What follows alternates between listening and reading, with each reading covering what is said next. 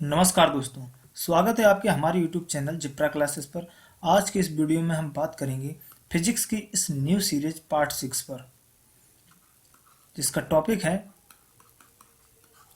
प्रकृति में मूल बल, फंडामेंटल फोर्सेस इन नेचर।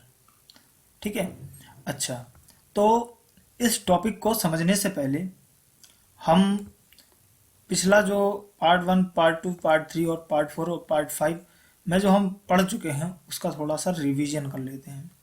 ठीक है ना। थोड़ा आपको भी मेमोराइज हो जाएगा और वो चीज़ें फिर से तरोताज़ा हो जाएंगी। ठीक है ना। तो चलिए हम बात कर लेते हैं कि अभी तक हमने क्या क्या पढ़ रखा है। ठीक है ना। तो यहाँ से स्टार्ट करते हैं। तो जो हमने सबसे पहले जो पार्ट 1 में पढ़ा था, वो पार्ट 1 में हमने क्या पढ़ा था? साइंस। साइंस क्या होता है? ठीक है, इस चीज़ के बारे में हमने पता किया था। दूसरा हमने फिर पढ़ा पढ़ा था क्या? फिजिक्स क्या है। ठीक है, व्हाट इज फिजिक्स। देन हमने फिर क्या पढ़ा था? मैटर, इनकी द्रव्य क्या है? मैटर। फिर हमने क्या पढ़ा था? एनर्जी, ये एनर्जी क्या है। ठीक है ना। इन सब के बारे में हमने पार्ट 1 में पढ़ रखा है। अगर आपने पार्ट 1 नहीं देखा है तो उसको ज़रूर देखिए, उसमें बहुत सारी चीज़ें मैंने समझाई हैं, तो कहीं कहीं ना कुछ उसमें नया मिलेगा। ठीक है, तो ये हो गया पार्ट 1 का। अब हम देखते हैं कि उसके बाद हमने फिर क्या पढ़ा है। उसके बाद हमने पढ़ा है भौतिकी का कार्य क्षेत्र तथा रोमांच, यानी कि scope and excitement of physics. इस चीज़ को मैंने पढ़ा और इस चीज़ में हमने देखा कि फिजिक्स को दो भागों में यहाँ पे बांट दिया गया है। कौन कौन सा? एक तो मैक्रो, ठीक है ना, जिसे हिंदी में स्थूल कहा गया। इसका अर्थ बताया था क्या होता है? स्थूल का अर्थ होता है बहुत बड़ा। ठीक है ना, मैक्रो। और दूसरा बांट दिया गया इसको माइक्रो में, यानी कि इसका मतलब हो गया सूक्ष्म, सूक्ष्म। ठीक है ना। तो मैक्रो में हमने देखा था कि किस चीज़ का हम अध्ययन कर रहे थे। इसमें हम अध्ययन कर रहे थे बड़े पिंड, यानी कि बृहद पिंडों का, आकाशीय पिंडों का, जैसे कि खगोलीय घटना है या फिर पार्थिव घटना है, उनका हम अध्ययन कर रहे थे। तो जब हम पार्थिव घटनाएं या फिर खगोलीय घटनाएं हैं उनका जब अध्ययन करते हैं तो उसमें हम कौन सी यांत्रिकी का यूज करते हैं? उसमें हम करते हैं क्लासिकल मैकेनिक्स। Classical mechanics. ठीक है। और फिर इस क्लासिकल मैकेनिक्स को हमने देखा था, इसके 5 पार्ट हमने देखे थे। चलिए वो 5 पार्ट है यहाँ पे हम रिवाइज कर देते हैं, एक बार उनको देख लीजिए।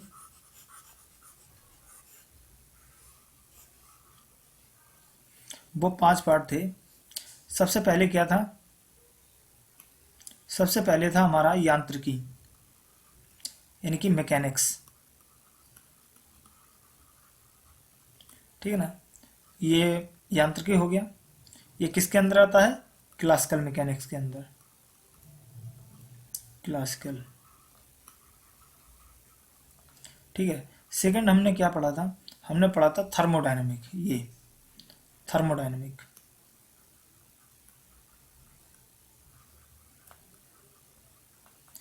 ठीक है, शॉर्ट शॉर्ट में लिखते जा रहे हैं।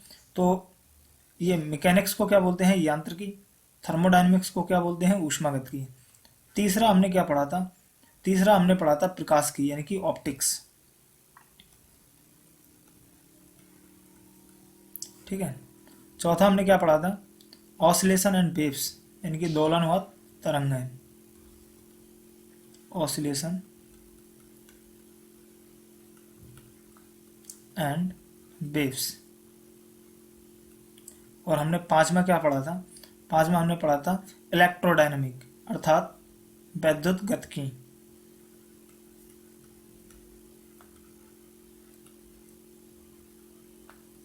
ठीक है ना। तो ये सब किसके अंतर्गत आते हैं?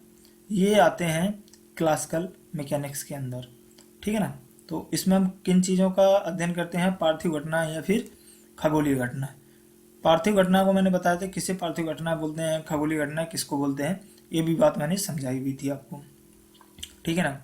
सेकंड, ये किसके अंतर्गत आता है, ये आता है मैक्रो के, यानी कि मैक्रो फिजिक्स जो है उसके अंतर्गत आती है क्लासिकल मैकेनिक्स, ठीक है ना।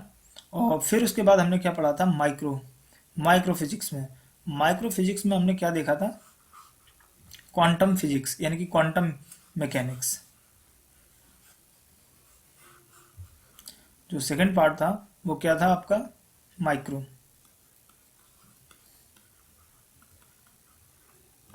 इसमें हमने क्या पढ़ा था, इसमें हमने पढ़ा था क्वांटम मैकेनिक्स।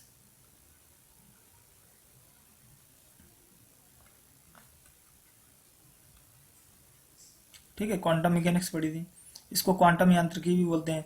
तो इनमें हम किन चीज़ों का अध्ययन करते हैं, हम अध्ययन यहाँ पे करते हैं छोटी चीज़ों का, यानी कि अणु परमाणु, ठीक है ना, इन चीज़ों का हम अध्ययन करते हैं, नाभिक वगैरह इन सब का अध्ययन करते हैं किसमें, माइक्रो फिजिक्स में। और उसके अंतर्गत आता है क्या, आपकी क्वांटम मैकेनिक्स यानी कि क्वांटम यांत्रिकी, ठीक है ना। तो इस तरीके से फिजिक्स को दो भागों में बांट दिया गया था, ठीक है ना, कि एक जगह हम बृहद पिंडों का अध्ययन कर रहे थे और दूसरा हम किसका कर रहे थे, सूक्ष्म यानी कि अणु परमाणु जैसे कणों का अध्ययन कर रहे थे। तो उनके लिए जो माइक्रो फिजिक्स बना दी और उसमें क्वांटम मैकेनिक्स का यूज करने लगे, जो अणु परमाणु का अध्ययन करने के लिए, और बृहद पिंडों को किसके अंतर्गत अध्ययन करते हैं, मैक्रो फिजिक्स, अर्थात उसमें हम यूज करते हैं क्लासिकल मैकेनिक्स, ठीक है ना।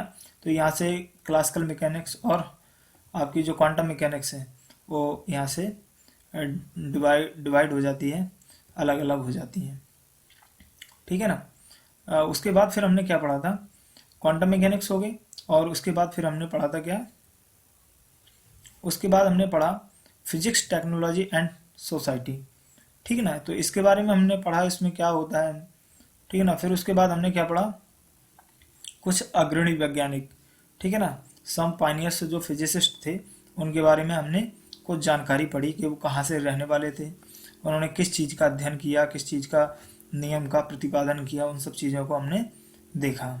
तो यहाँ पे हमने कुछ जो लिस्ट वगैरह है वो यहाँ पे हम एक बार दिखा देते हैं आपको।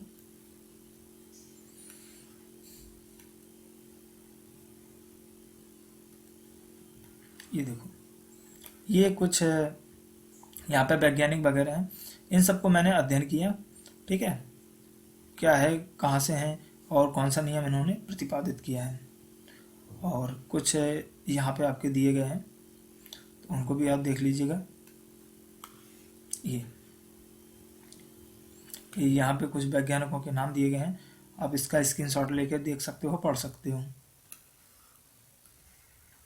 तो यहाँ तक हम पार्ट 5 तक इसका हमने रिवाइज कर लिया है कि पार्ट 5 तक हमने क्या क्या पढ़ा है। अब हम बात करेंगे प्रकृति में मूल बलों पर, ठीक है। तो सबसे पहले हम समझ लेते हैं कि बल होते क्या हैं, ठीक है। तो बल क्या होते हैं ये चीज़ समझो। तो देखो, बल वह कारक है जिसके कारण किसी वस्तु में गति उत्पन्न हो जाती है। अगर देखा जाए, अगर ये वस्तु यहाँ पे रखी हुई है, मैं अभी आपको क्या बता रहा हूँ, फोर्स, बल। तो ये बल किस चीज़ को बोलते हैं वही मैं आपको समझा रहा हूँ। कोई मान लीजिए एक ऑब्जेक्ट रखा हुआ है ये, ठीक है, और इसमें जब तक अगर इसमें कोई फोर्स नहीं लगेगा, यानी कि इसमें कोई बाह्य बल नहीं लगेगा, तो इसकी जो स्थिति है उसमें कोई परिवर्तन तो होगा नहीं। जब परिवर्तन नहीं होगा तो कोई इसमें बल नहीं लग रहा है। तो ऐसा कारक या ऐसी कोई चीज, ऐसी कोई शक्ति जो वस्तु की अवस्था में उसमें गति उत्पन्न कर दे, उसकी अवस्था में चेंज कर दे, ठीक है ना, तो हमारा वो शक्ति क्या कहलाती है, वो बल कहलाती है। या ये जो वस्तु है इसके आकार में परिवर्तन कर दे तो भी वो चीज़ क्या कहलाएगी, एक फोर्स कहलाएगी। तो यहाँ पे वही डेफिनेशन दी गई है कि बल वह कारक है जो किसी वस्तु की गति में परिवर्तन या विरूपण। विरूपण का मतलब क्या होता है कि उसके आकार में चेंज होना, उसकी आकार में परिवर्तन होना, तो वो हमारा विरूपण कहलाता है। तो किसी वस्तु की आकार में परिवर्तन हो जाए, उसकी स्थिति में परिवर्तन हो जाए, तो ऐसी शक्ति को हम क्या बोलते हैं, फोर्स यानी कि बल बोलते हैं। मूलभूत जो बल होते हैं वो 4 प्रकार के होते हैं। बलों के कितने पार्ट होते हैं, 4 पार्ट होते हैं। यहाँ से वो बल हम देख लेते हैं कौन कौन से होते हैं, 4 बल। ठीक है, तो जो पहला होता है आपका, पहला वो होता है आपका ग्रेविटेशनल फोर्स, अर्थात गुरुत्वाकर्षण बल। ग्रेविटेशनल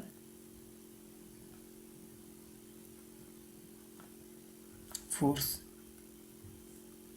तो इसके बारे में हम पढ़ेंगे। दूसरा आपका क्या होता है, दूसरा आपका होता है विद्युत चुंबकीय बल, अर्थात मैं इसको इंग्लिश में लिखता हूं,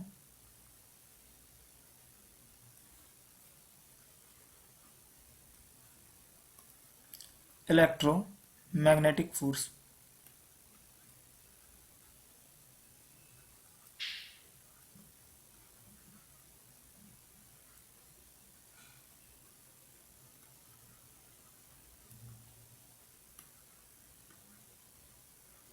ठीक है, और तीसरा आपका क्या हो जाता है, तीसरा हो जाता है आपका nuclear force, strong nuclear force.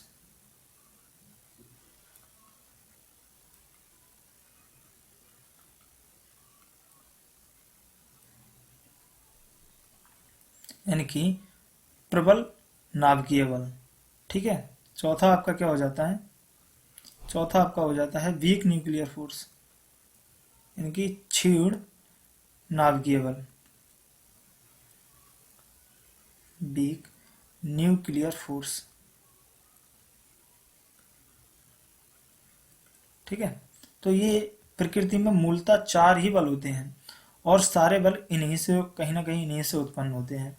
इतनी बात समझ में आ जाती है। तो देखो यहाँ पे आपका दिया गया है, पहला गुरुत्वाकर्षण बल, ठीक है ना, ग्रेविटेशनल फोर्स बोलते हैं जिसको, दूसरा विद्युत चुंबकीय बल, तीसरा प्रबल नाभिकीय बल और चौथा क्षीण नाभिकीय बल। ठीक है ना, तो एक एक करके अब हम इन फोर्सेस को समझ लेते हैं। ठीक है, तो हम सबसे पहले किसको पढ़ेंगे, सबसे पहले पढ़ेंगे हम ग्रेविटेशनल फोर्स को। ठीक है ना, इस पे अध्ययन करते हैं हम। बल तो समझ ही लिया है। बल क्या होता है कि वह कारक जो किसी वस्तु की स्थिति में परिवर्तन कर दे या उसके आकार में परिवर्तन कर दे। ठीक है, तो इस प्रकार की जो शक्ति होती है, ऐसा जो कारक होता है, वो आपका क्या कहलाता है, वो कहलाता है आपका फोर्स, यानी कि बल। तो बल हमने पढ़े हैं कितने प्रकार के होते हैं, बल 4 प्रकार के होते हैं। तो प्रथम जो हमने पढ़ा है वो हमने क्या पढ़ा है, गुरुत्वाकर्षण बल। गुरुत्वाकर्षण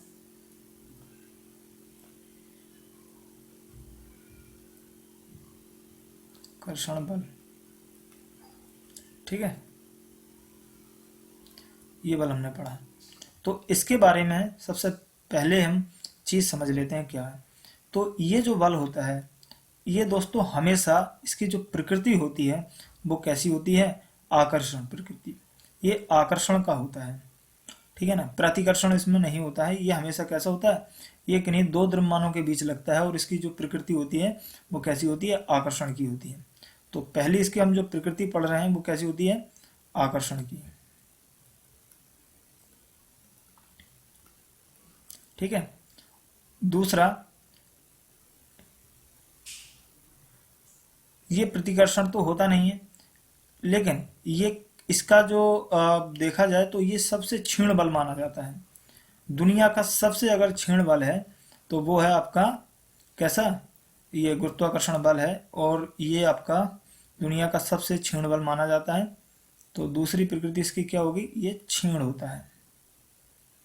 इसको फील करना बहुत ही मुश्किल होता है। ठीक है, तो अब हम इसको समझ लेते हैं कि ये होता क्या है। तो दो बातें यहाँ से आपको याद रखनी है।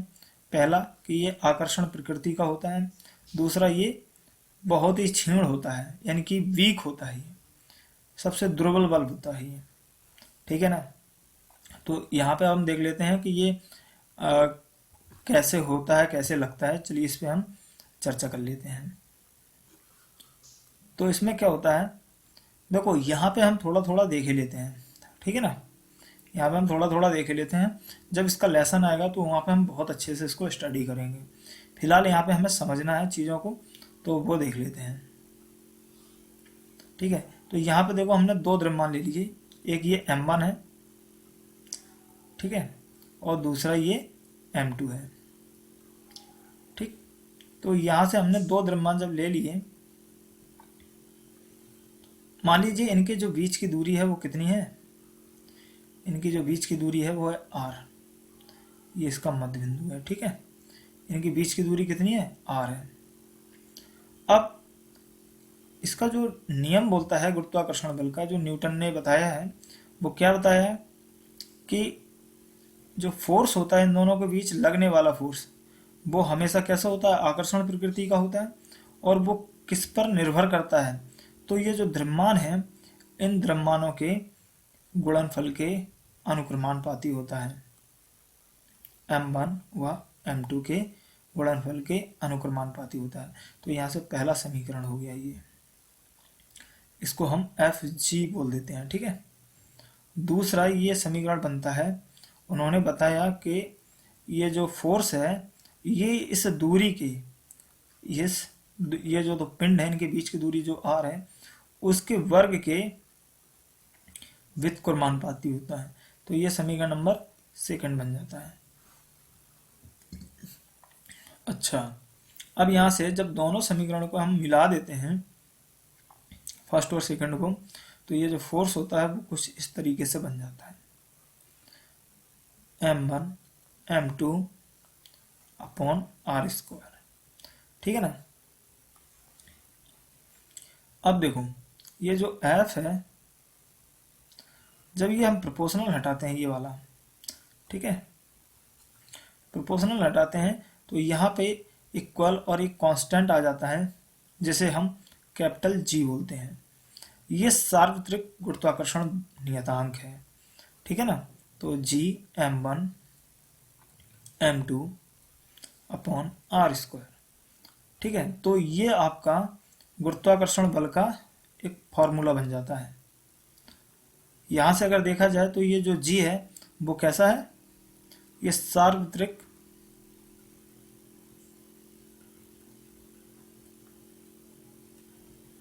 गुरुत्वाकर्षण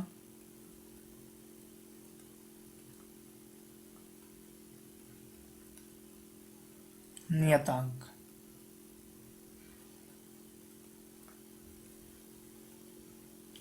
इसका जो मान होता है वो कितना होता है, 6.67 इंटू 10⁻⁻11।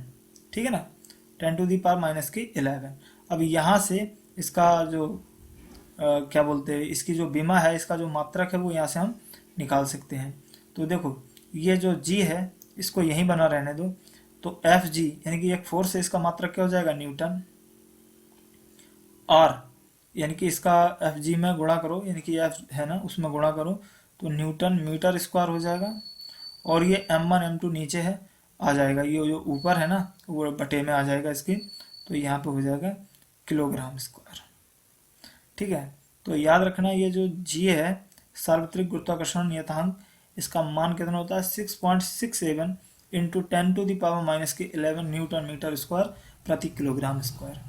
ठीक है ना। तो यहाँ से आपको जो गुरुत्वाकर्षण बल है वो समझ में आ जाना चाहिए। नेक्स्ट हम बात करते हैं किस पे, नेक्स्ट हम बात करेंगे आपका जो विद्युत चुंबकीय बल है, उस विद्युत चुंबकीय बल पे हम चर्चा करते हैं।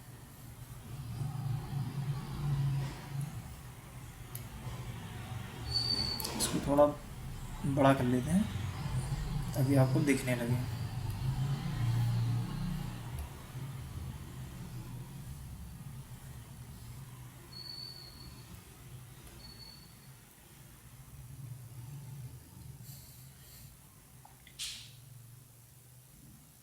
अब देखो, तो यहाँ पे देखो एक यहाँ पे नोट्स में लिखा हुआ है कि गुरुत्वाकर्षण बल प्रकृति में पाया जाने वाला क्षीण बल होता है। तो ये सबसे क्षीण बल होता है, यानी कि जो अगले 3 फोर्सेस हैं हमारे, इलेक्ट्रोमैग्नेटिक फोर्स, दूसरा हमारा न्यूक्लियर फोर्स यानी कि जो स्ट्रॉन्ग न्यूक्लियर फोर्स है, और तीसरा हमारा जो वीक न्यूक्लियर फोर्स है, उन तीनों के कंपैरिजन में ये सबसे क्षीण बल होता है। कौन सा, गुरुत्वाकर्षण बल। ठीक है ना। तो ये बात आपको यहाँ पे याद रखनी है। अब हम सेकंड ये देखते हैं जो सेकंड फोर्स है वो हम पढ़ेंगे इलेक्ट्रोमैग्नेटिक फोर्स, यानी कि विद्युत चुंबकीय बल। तो इस विद्युत चुंबकीय बल को समझने से पहले हम कुछ बातें समझ लेते हैं। तो वो बातें क्या हैं, चलिए देखता हूं।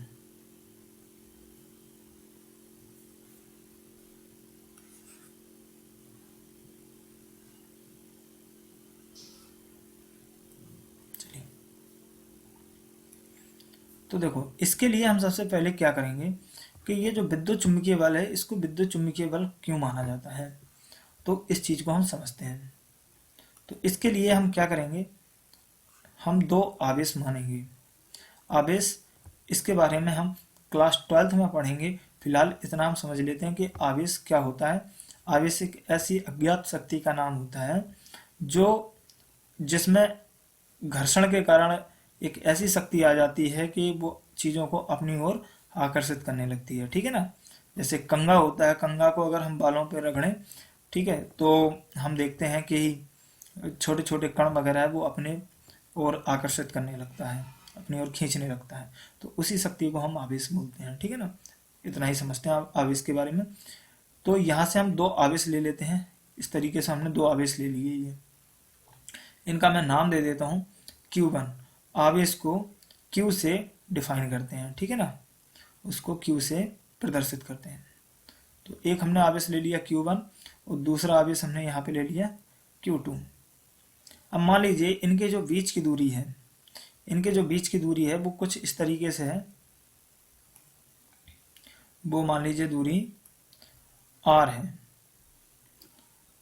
ठीक है ना, इनके बीच की जो दूरी है वो R मान लेता हूं।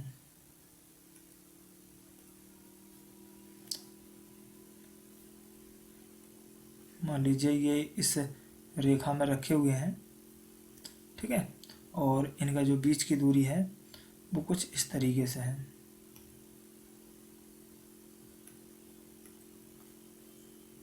इनकी जो बीच की दूरी है यहां से हम मान लेते हैं वो है R।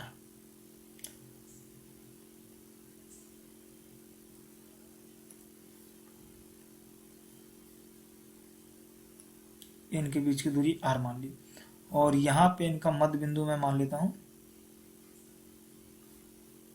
इनका ये मध्य बिंदु हमने मान लिया O है। ठीक है ना, इस तरीके से मध्य बिंदु हमने O मान लिया है।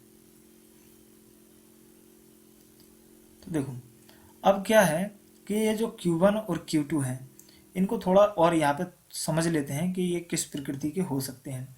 तो देखो, Q1 और Q2, जो हमारा आवेश होता है Q, ये एक तो पॉजिटिव नेचर का होता है और दूसरा नेगेटिव नेचर का, यानी कि विपरीत प्रकृति के हो सकते हैं। एक तो धनावेश भी हो सकता है और दूसरा ऋणावेश भी हो सकता है। तो देखो, जब समान चार्ज हों तो उनके बीच में क्या होता है, उनके बीच में प्रतिकर्षण का बल लगता है। ठीक है ना, जैसे अगर ये दोनों आवेश रखे हुए हैं और दोनों कैसे हो जाए, सेम चार्ज हो जाए, यानी कि प्लस प्लस हो जाए या फिर माइनस माइनस हो जाए। तो जब सेम चार्ज हो जाते हैं तो इनके बीच में जो फोर्स लगता है वो कैसा लगता है, प्रतिकर्षण का लगता है। ये एक दूसरे को बाहर की ओर फेंकते हैं, अर्थात एक दूसरे को बाहर की ओर फोर्स लगाते हैं। और अगर ये दोनों माइनस के हैं तब भी ये बाहर की ओर, एक दूसरे से बाहर की ओर क्या करेंगे, फोर्स लगाएंगे। ठीक है, इस तरीके से आवेश दो प्रकार का होता है, मैंने बताया, एक तो पॉजिटिव होता है, दूसरा नेगेटिव होता है। तो जब समान चार्ज होते हैं तो वे एक दूसरे को क्या करते हैं, प्रतिकर्षित करते हैं।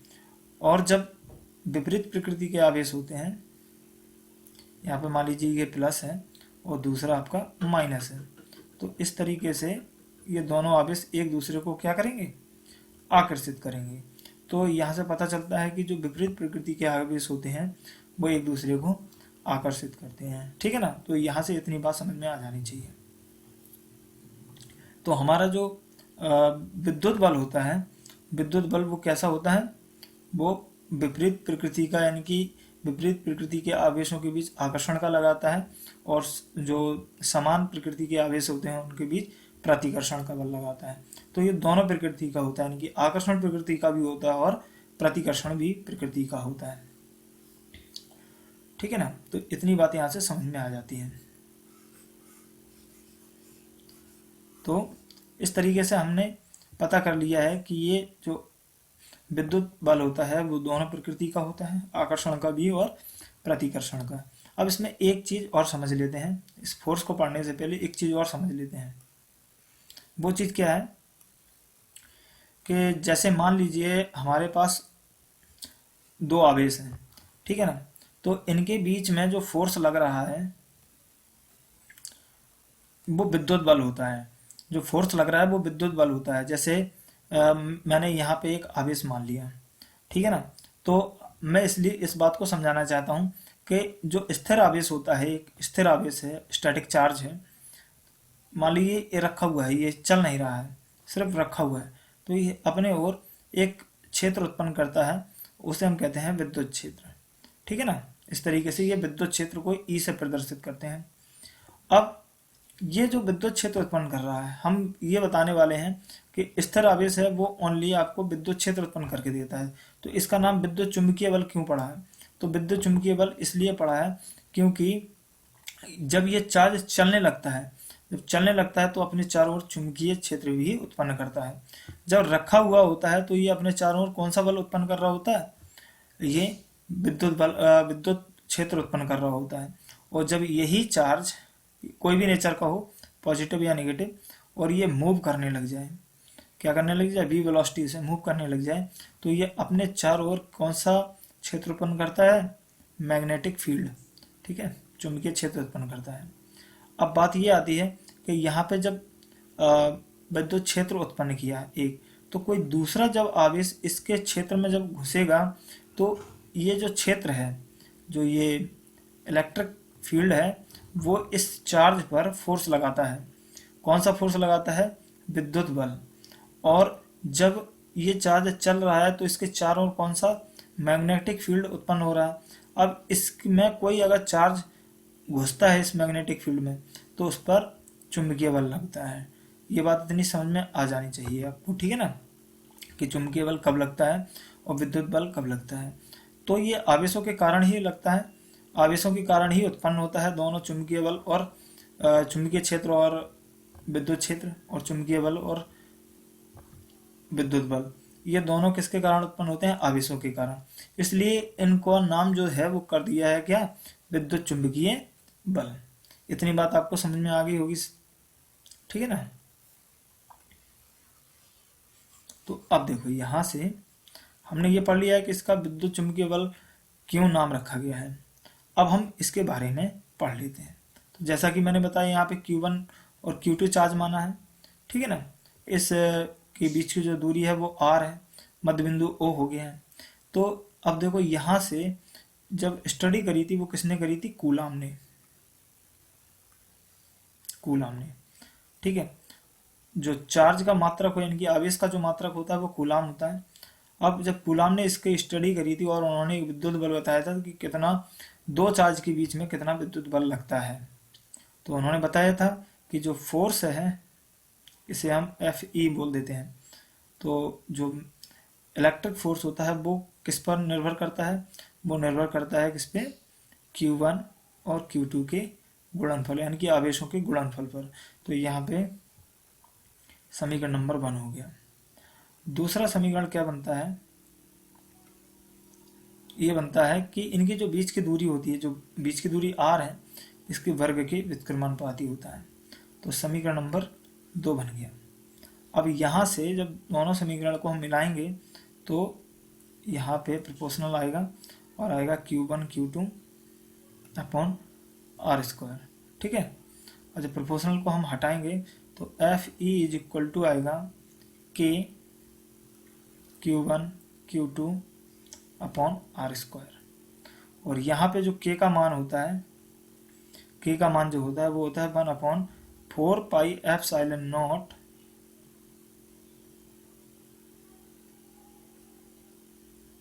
ठीक है ना।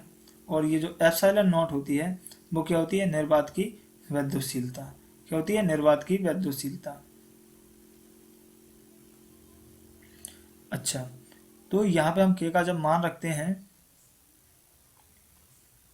F E is equal to 1/4πε0 Q1 Q2 upon R square.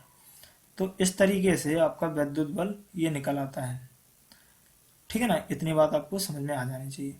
अब यहाँ से जो 1/4πε0 होता है, इसका जो मान होता है, जब इसको हम सॉल्व करते हैं, इस चीज़ को सॉल्व करेंगे तो इसको सॉल्व करके आएगा 9 × 10⁹ और यहाँ से इसका मात्रक बन जाएगा न्यूटन मीटर स्क्वायर प्रति कूलम स्क्वायर। ठीक है ना, यहाँ से तो F का हो जाएगा न्यूटन मीटर स्क्वायर और कूलम कूलम कूलम स्क्वायर हो जाएगा। तो इसका जो मात्रक होगा वो आपका न्यूटन मीटर स्क्वायर प्रति कूलम स्क्वायर। याद रखना ये 1/4πε0 का ये आंकिक मान है, 9 × 10⁹ न्यूटन मीटर स्क्वायर प्रति कूलम स्क्वायर। इतनी बात आपको समझ में आ जानी चाहिए। अगर आप इतनी बात समझ जाते हैं तो ये आपको विद्युत चुंबकीय बल समझ में आ जाएगा। नेक्स्ट हम पढ़ेंगे क्या, नेक्स्ट हम पढ़ेंगे अब आपका जो स्ट्रॉन्ग न्यूक्लियर फोर्स है उसके बारे में। तो अगर एक चीज़ आप यहाँ से देखो तो कंपेयर कर सकते हो किसमें, जो हमने इलेक्ट्रिक फोर्स निकाला है यानी कि विद्युत बल निकाला है, और यहाँ पे अगर देखा जाए, यहाँ पे हमने पढ़ा है क्या, जो गुरुत्वाकर्षण बल। तो यहाँ पे देखो आपका एफ जी है, वहाँ पे क्या है एफ ई। ठीक है ना, एफ ई। और यहाँ पे जी है, वहाँ पे क्या है नियतांक, यहाँ सार्वत्रिक गुरुत्वाकर्षण नियतांक है जी। और यहाँ पे क्या है 1/4πε0। और यहाँ पे m1 और m2 है, और वहाँ पर जो विद्युत बल है उसमें क्या है Q1 और Q2 है। और यहाँ पे आप एक चीज़ और भी देख सकते हो, और जो दूरी के वर्ग के व्युत्क्रमानुपाती वो भी है और ये भी है। तो यहाँ से आप एक चीज़ देखा जाए तो दोनों के फॉर्मूले कैसे हैं, सेम है। तो बस यहाँ पे द्रव्यमान की जगह पे आवेश आ गया और सार्वत्रिक गुरुत्वाकर्षण नियतांक की जगह पे यहाँ पे निर्वात की विद्युतशीलता आ गई। ठीक है ना, तो यहाँ पे जी का मान इतना लिखा है, वहाँ पे एप्सिलॉन नॉट का मान भी होता है, और यहाँ पे 1/4πε0 आ रहा है। तो इसका पूरा मान हमने क्या लिखा है 9 × 10⁹ क्या पढ़ा है न्यूटन मीटर स्क्वायर प्रति कूलम स्क्वायर। तो इस तरीके से ये चीज़ दोनों को आप कंपैरिजन कर सकते हो, फॉर्मूला एक ही जैसे हैं। ठीक है ना, मिलते हैं नेक्स्ट वीडियो में। और उस वीडियो में हम पढ़ेंगे क्या, उस वीडियो में हमें पढ़ना है स्ट्रॉन्ग न्यूक्लियर फोर्स, प्रबल नाभिकीय बल और क्षीण नाभिकीय बल। इन दोनों टॉपिक के बारे में हम नेक्स्ट वीडियो में चर्चा करेंगे। मिलते हैं नेक्स्ट वीडियो में, तब तक के लिए धन्यवाद, जय हिंद।